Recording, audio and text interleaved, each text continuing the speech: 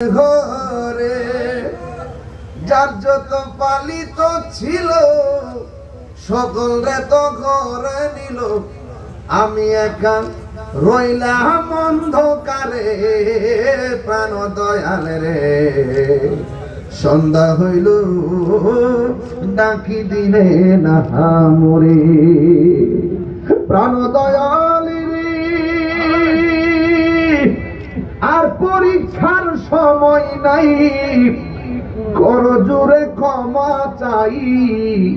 শেষের খেয়া না নিলাই আমার দিন কি এমনি যাবে, লোকে তোমায় কি বলিবে। এই দুঃখ রইল তাহির অন্তরে। প্রাণ দয়াল রে সন্ধ্যা হইল ডাকি দিলে না মরি।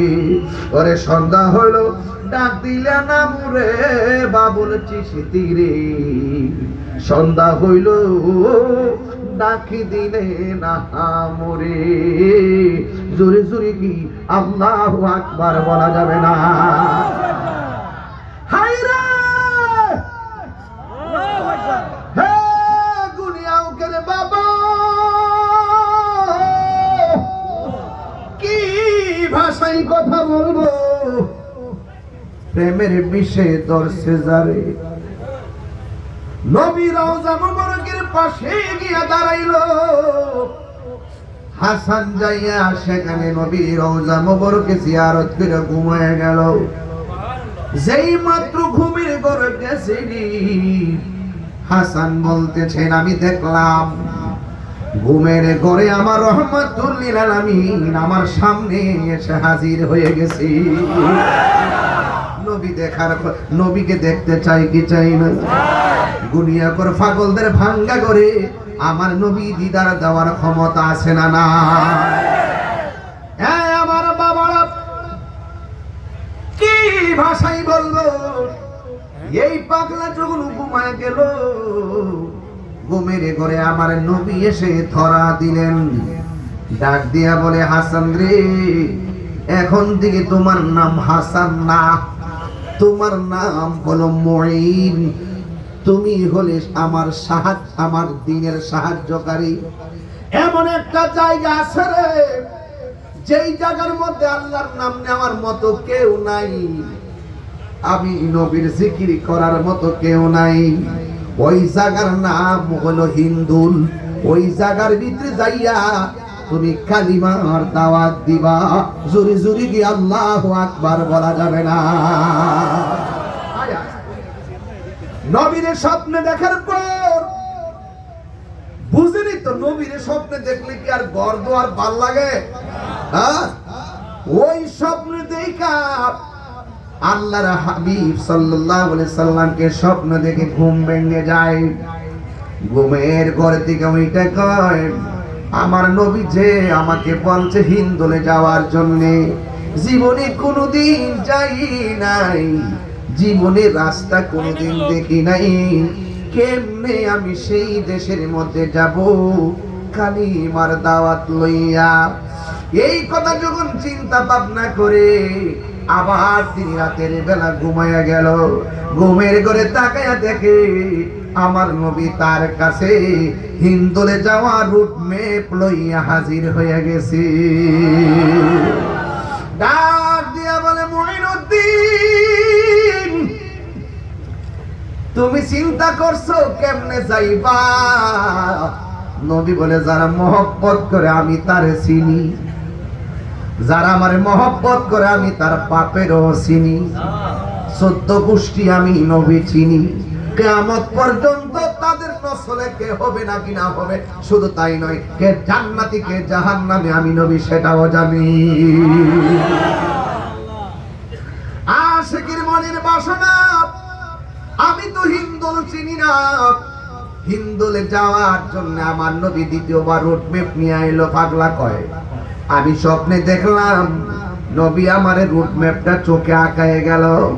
আর নবী যাওয়ার সময় আমারে ঘুমের ঘরে একটা আনার ফল দিয়া গেছি। আল্লাহর কসম করে বলি আমি ঘুম থেকে উঠে দেখি আমার মাথার পাশে নবীর দেওয়া আনার ফলটা পড়ে আছে। এই বিশ্বাস আপনাদের আসেনিও? আরে আসেনি? হাতের মধ্যে আনার ফলটা নিল, চোখের ভিতরে রোড ম্যাপটা বাসালেন। বাসায় নবীর আমানত রক্ষার জন্য দুইটা অস্ত্র সাথে নিলেন, একটা হলো কোরআন আর একটা হলো সুন্নাহ। আর নিজের হৃদয়ের ভিতরে দুইটা সিস্টেম নিলেন, একটা হলো সুন্দর ওয়াজ আর একটা হলো হিকমত। একটা কথা মনে রাখবেন, কৌশল করে এক বিন্দু দিলে যেই কাজ হয়, বিনা কৌশলে কলস কলস দিলেও সেই কাজ হয় না। এই জন্য লাঠি দিয়া ইসলাম আসে নাই, ইসলাম আসছে ভালোবাসা দ্বারা। কথা কোন ঠিক কিনা? ওলি আল্লাহর সহবতে যারা থাকে তারা মারামারি উগ্রতা পছন্দ করে না। পারি না যে এমন না, বাইরে বাপ দেখাই তার লাইন মেঘানে, কিন্তু এটা আমরা সিলেবাসে নাই।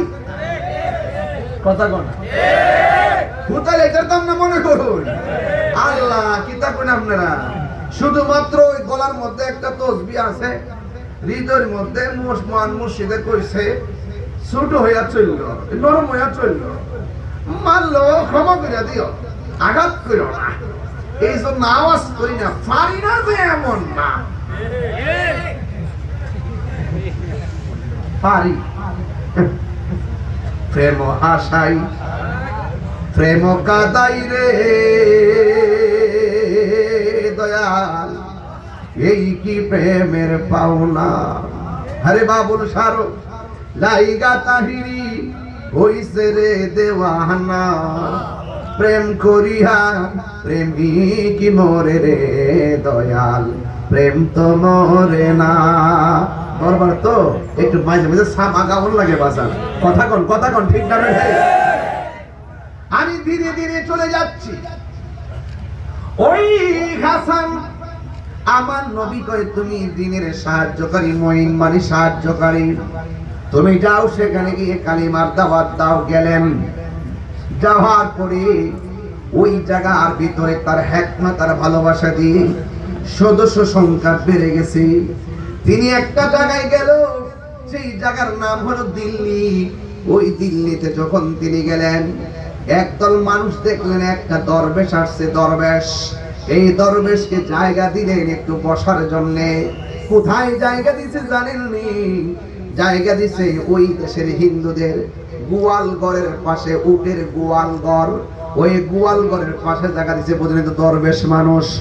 ওই গোয়ালঘরের পাশে যখন মঈনুদ্দিন চিশতি রহমাতুল্লাহ আলাইহি বসলেন, রাত্র গভীর হয়ে গেল।